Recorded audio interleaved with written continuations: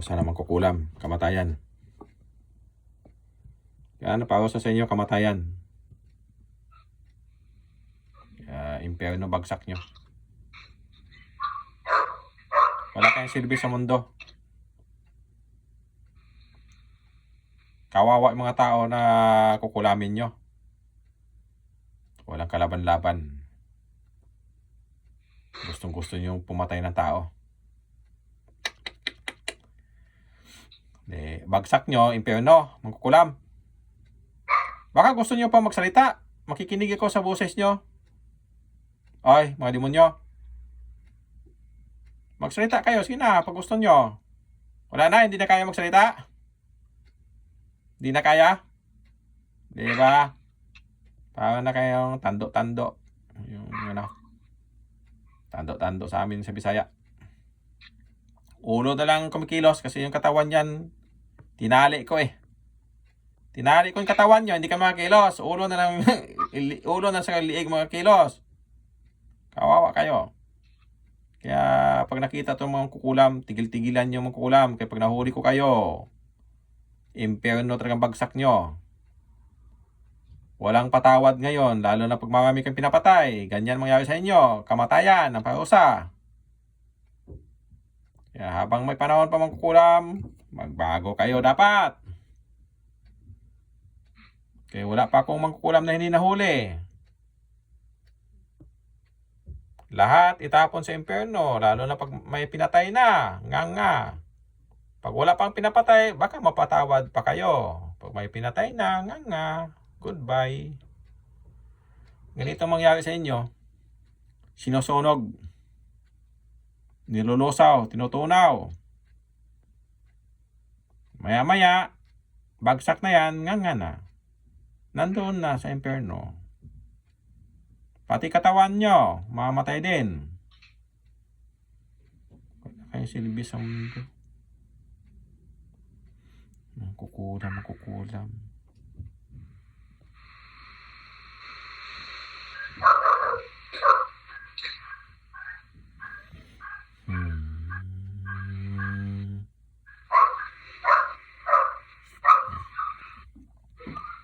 Nga. Ang tawag yan, nga. Kahit ano mo yung gawin yung ikot-ikot, akala nyo makakalabas kasi ikot-ikot nyo. Hindi. Mas lalo kayo mamatay dyan. Ikot-ikot. Mahihilo kayo dyan. Hintayin ko kayo maubos. Grabe kasakit din mga kukulam. Ang sakit ng kamatayan. Nga kayo, nga.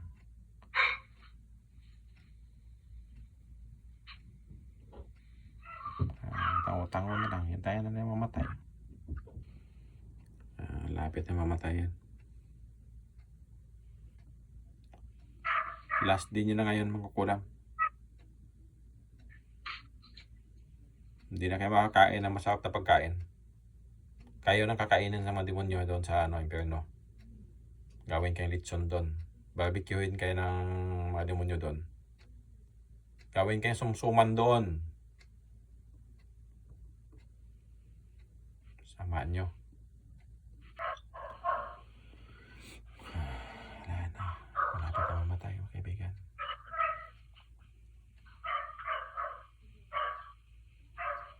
Hintayin ko talaga mamatay yan. Di pa di dapat pakawalan. Hintayin talaga mamatay kaya mananakit pa to na ibang tao. Marami pang papatayan na tao to pag hindi to na mamatay itong mga mangkulam na to. Magbabarang na to. Gumamit pa ng mga insekto.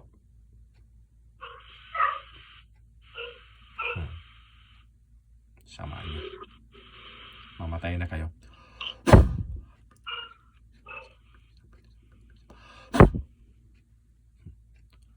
Tumigil na. Babagsak na yan mga kaibigan.